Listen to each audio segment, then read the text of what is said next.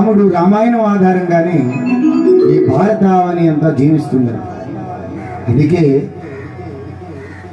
విదేశీయులు ఎంతమంది వచ్చి దండయాత్ర చేసినా, మన సంపద ఎంత కొల్లగొట్టినా, మన కుటుంబ వ్యవస్థ, మన సనాతన ధర్మం నిలబడి ఉందండి అంటే దానికి కారణం రాముని ఆదర్శంగా ఈ భారతావనంతా తీసుకోవడం. ఏమిటండి రాముడు పాటించినటువంటి ధర్మాలు అంటే, మొట్టమొదటి ధర్మం పుత్ర ధర్మం. తండ్రి అడవులకు వెళ్ళమంటే అడవికి వెళ్ళాడండి.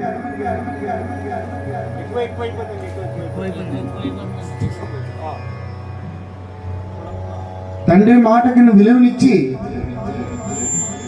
కష్టమైనా సరే ఇష్టంగా భరించాడు. మాధవుడి మానవుడిగా జనించి ఎక్కడా కూడా మాయా మంత్రాలు ఇటువంటివి ఏమీ చేయకుండా చక్కటి ధర్మ మార్గంలో నడుస్తూ, ఈ దారిని నడిస్తే